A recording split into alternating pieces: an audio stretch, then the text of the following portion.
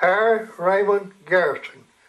Uh, I was drafted in November of '42 and in South Carolina and was shipped out to Oregon, Campadare, uh, Campadare, Oregon, and take the basic training. After basic training, we was shipped over to the mountain to Bend, Oregon. We took our maneuvers, and after maneuvers was over, they sent us to Arizona, out uh, 80 miles north of Phoenix, out on the desert. There they start feeding us all dehydrated food for about 2 months, and they run us through a problem of 72 hours. And all this time we got to eat was at midnight, and we had 1 hour to eat and sleep during that 72 hours. After it was over,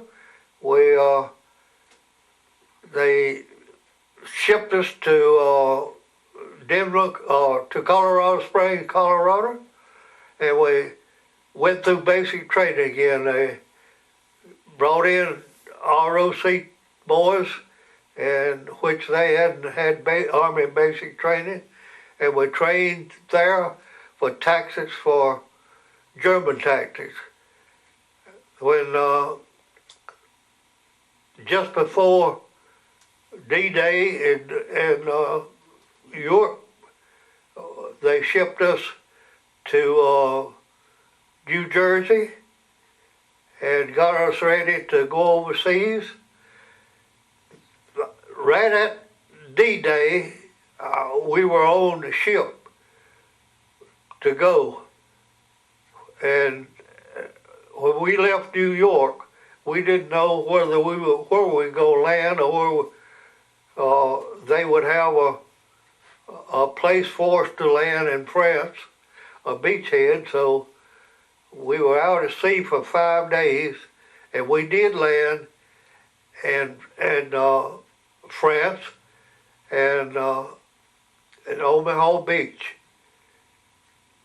From there, we stayed for a month or more, cleaning up the beach and guarding trains that was going towards France, toward Paris, carrying ammunition and supplies. And then they shipped us up to Akron, and we more or less just camped around there. We didn't do no fighting for a couple of weeks. Then they decided that they needed the port of Antwerp, so they signed us to the British Army, and we spearheaded for the British Army to cut off Fort Worth, and we fought from Belgium all the way to near the beach through Holland, and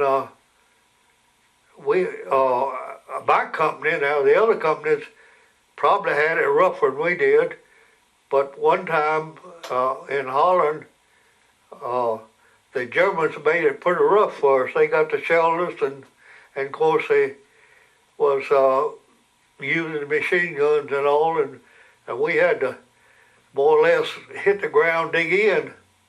And when that battle was over, I picked up my rifle, and the shrapnel had cut the stock in two, which was laying beside of me, and I didn't have a scratch on me. And I didn't know it. Nothing happened till the stock hit me on the leg, and I looked down, and I had the rifle and the stock dragging along. I just undone the strap on the rifle, and I had a long barrel pistol. They cut it off at the pistol grip. And from there on, toward the beach, the next close encounter I had, was shooting at me with P-38 flat projectile, and I had already seen what they could do with a flat projectile. Uh, they could shoot that like a rifle, and they could blow you away. But they didn't hit me. That group weren't as good as the rest of them before I fired. Then after we took that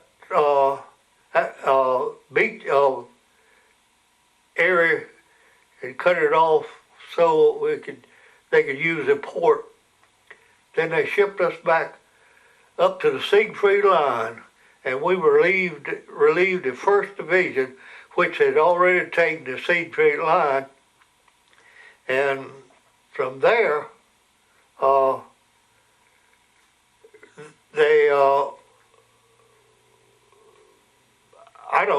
we couldn't advance because we had outrun our ammunition and supplies. They told us that we just have to hold it after we relieved the 1st Division.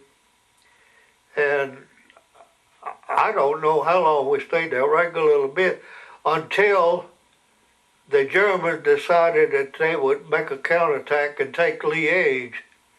And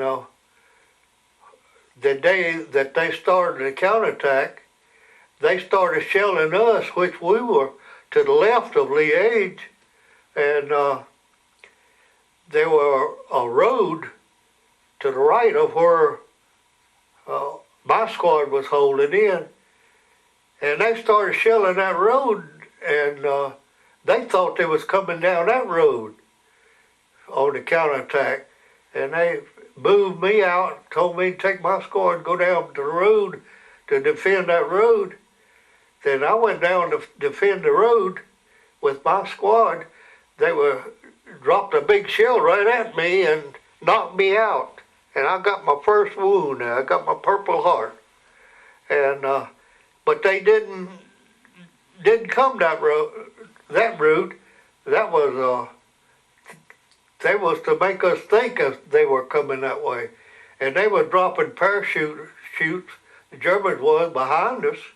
But we were capturing the paratroopers as fast as they were hitting the ground. But from then, I had to go to the hospital from being wounded, and I didn't get back until Liège was over with. And then from then on, that was pretty easy going far as battle is concerned. We did a lot of night fighting, which was, the night fighting was easier than fighting in the daytime for us getting hurt, because we could take a town at night, and the Germans we'd always take it over in the morning, along about 3 o'clock, and the Germans would be asleep. And of course, most of the time we send word out, or somebody let the word out that we were going to attack, what day we were going to attack. A lot of times we'd take a town and the German soldiers would be fussing. Well, you weren't supposed to be here till tomorrow. And and they weren't expecting us, so that made it easier. Then can't remember what town it was. I don't know. It was before we went into Cologne. It was a pretty large town. We had been grumbling about having to fight at night. And so after we had taken our projectile the night before, 2 o'clock the next evening, they said, well, we'll just take the next town. And that battle taking the next town, I got wounded again. But after then, we didn't grumble about fighting at night no more, because we got beat up pretty good taking that town. And so from then on, we headed towards Cologne. And it was just ordinary fighting from then until we got to Cologne. Then we couldn't cross the Rhine River. And while we were sitting there, the Navy was going to train to carry us across the river because all the bridges were knocked out except down at Remington. And the division down at Remington hadn't taken the bridge or hadn't got to the bridge, so we were just waiting for the Navy to carry us across. Then they taken the bridge at Remington. But before we went down to, our division went down to Remington to cross down there, they decided, there was two of us old guys had been with the outfit from the time it was activated, and they decided to give us a physical, and neither one of us passed the physical. So we sent us back to the hospital, and while I was in the hospital, they had went across the Remington Bridge on into going towards the heart of Germany, and the capital of Germany, and I was in the hospital when the war ended. So I didn't get to stay with the outfit. My outfit packed up and come home to go to Japan, and I was still at the hospital. So I had to stay over there 6 months after the war ended, which, I don't know, they signed me to charge of rationing up one time, and then they put me in the engineers and a carpenter one time until I got ready to come home. And they seen that you stayed busy if you was able to. And that's about the end of my story, except we left France and landed in the United States with an engineer outfit in Boston on Thanksgiving Day.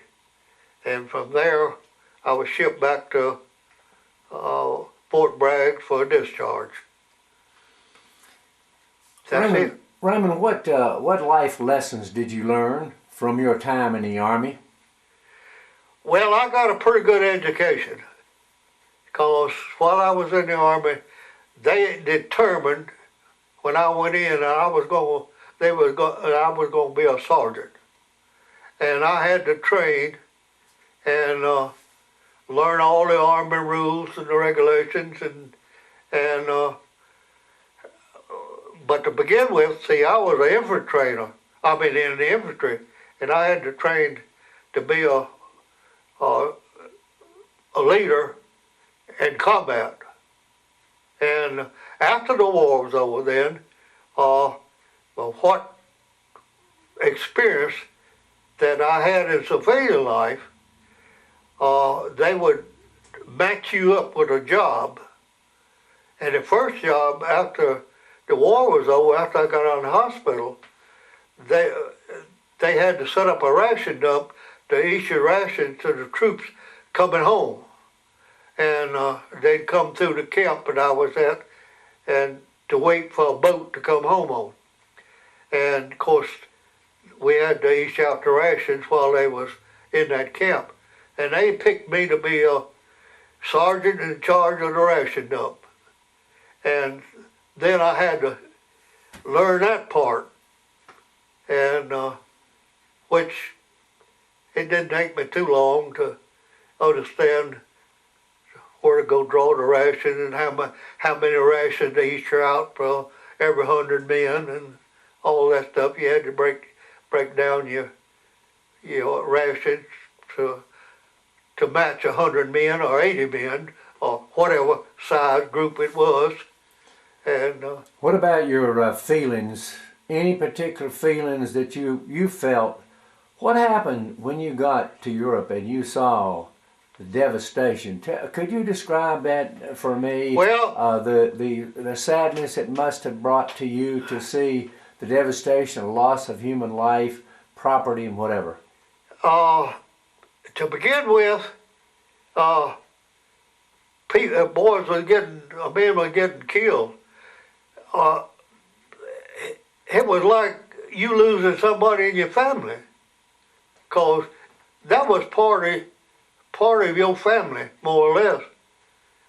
But after a while, it got so it didn't hurt so bad. You didn't worry about it so bad. And of course, I don't know.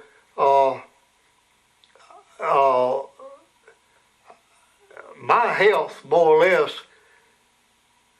by staying awake so much, fighting and under a strain all the time,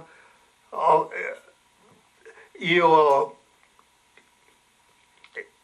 you get so you weren't feeling so good, you know. You were tired, you were sleepy.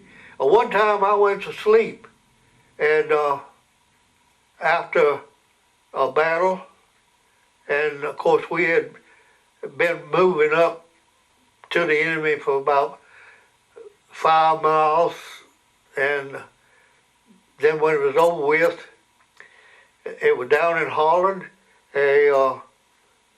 We were crossing those canals, the ditches they had around about every 20 acres to drain the place.